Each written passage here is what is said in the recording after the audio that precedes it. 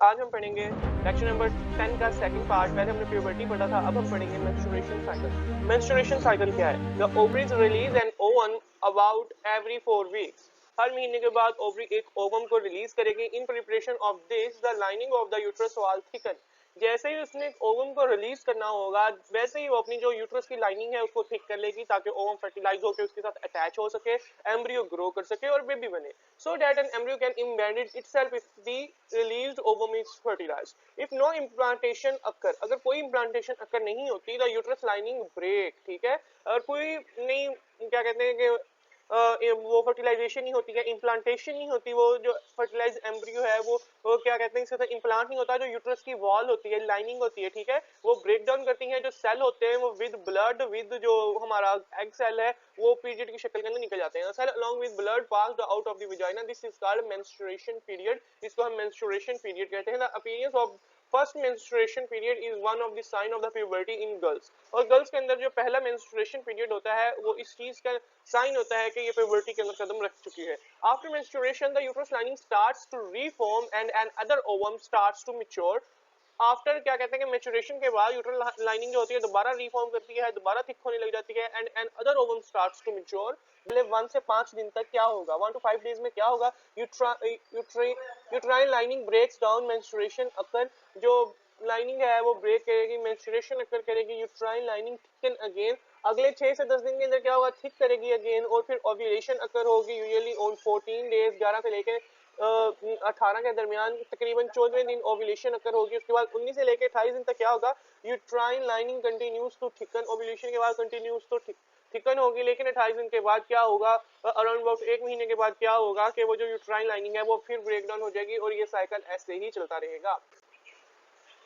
At the start of the cycle, the lining of the uterus walls has broken down.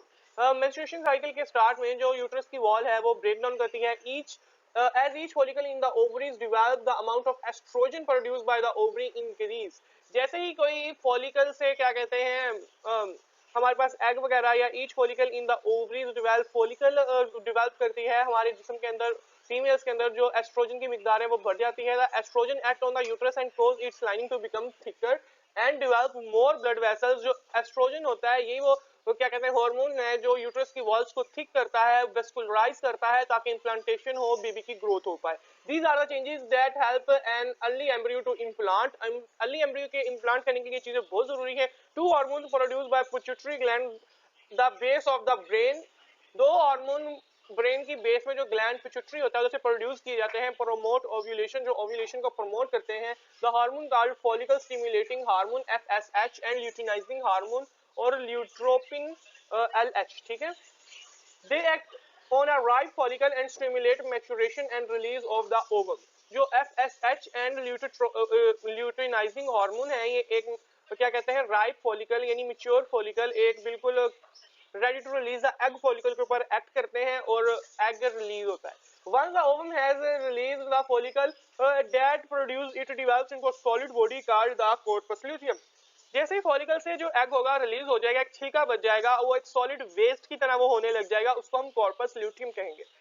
Uterus जो होती है ये देखेंगे uterus की लाइनिंग ब्रेक डाउन कर रही है और इसके अंदर यूट्रस लाइनिंग थिकन, इधर बिल्कुल हमारी छोटी छोटी और ब्रीक सी लाइनिंग है, ये थिक करेगी और बाद में रेडी टू रिसीव एम्ब्रियो। इधर ये जो है यूट्रस की लाइनिंग है बिल्कुल थिक होगी है, वेस्कुलराइज होगी और एक एम्ब्रियो के लिए रेडी होगी, break down if no implantation occur. इसके बाद अगर इम्प्लांटेशन अकर नहीं होगी तो ये दोबारा ब्रेक डाउन होने लग जाएगी। It's menstruation. This produce a hormone called progesterone which affects the uterus lining in the same way as the estrogen। जो हमारे पास corpus luteum होता है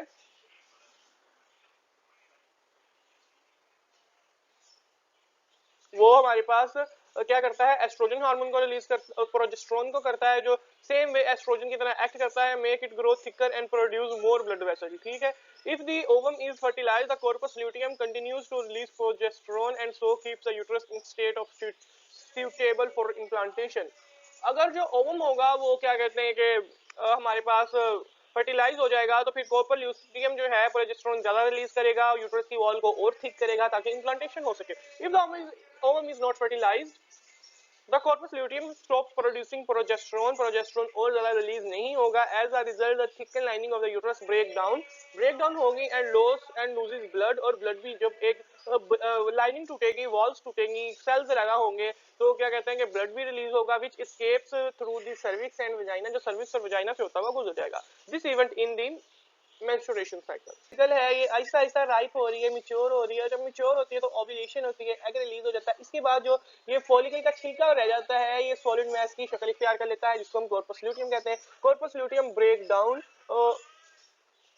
एस्ट्रोजन के लेवल्स देखें आप बढ़ रहे हैं, ठीक है, कम हो रहे हैं, बढ़ रहे हैं। एफएसएच एंड ल्यूटिनाइजिंग हार्मोन जब ओव्यूलेशन हो जाती है, ठीक है, तब ये बहुत ज्यादा रिलीज करते हैं, ओव्यूलेशन के लिए बहुत जरूरी होते हैं। और क्या कहते हैं, प्रोजेस्टेरोन जो होता है, जब एक कॉर्पस ल्यूटियम डेवलप हो रहा होता है तो ये ज्यादा रिलीज होता है, ताकि जो है लाइनिंग वेस्कुलराइज हो, जो वॉल है वो वेस्कुलराइज हो और इम्प्लांटेशन हो पाए। As a consequence menstruation period ceases, इस दौरान 40 से लेके 50 साल तक जो होता है कि ये सीजेस हो सकता है, मेन्यूपेज हो सकता है कि जो ओवरीज हैं वो एग और हार्मोन रिलीज करना बंद कर दें। The woman can no longer have children, फिर जो होगा एक औरत और बच्चे नहीं ले पाएगी। And sexual desire is gradually reduce, और जो सेक्सुअल डिजायर है वो भी रिड्यूस हो जाएगी। जो पीरियड जिसके अंदर एक वुमेन का जो मेंस्ट्रुएशन साइकिल है वो बंद हो जाता है, उसको हम मेन्यूपोज कहते हैं। ये 40 टू 55 की एज के अंदर कभी भी हो सकता है, ठीक है। और इसके बाद सेक्सुअल ड्राइव और जो वुमेन की बच्चे वगैरह लेने की कैपेसिटी है, सेक्सुअल ड्राइव जो है वो आहिस्ता आहिस्ता कम होती है, और मेन्यूपोज के बाद और एग प्रोड्यूस नहीं होगा तो और कोई बच्चों का चांस नहीं है। अगर आपको ये मेरा लेक्चर पसंद हो, लाइक, शेयर और इस चैनल की वीडियो पर कमेंट, सब्सक्राइब करेंगे। आपका बहुत बहुत शुक्रिया। मैंने ऐसे ही बहुत ज्यादा कैम्ब्रिज के और लेक्चर डाले हैं, आप वो भी देख सकते हैं।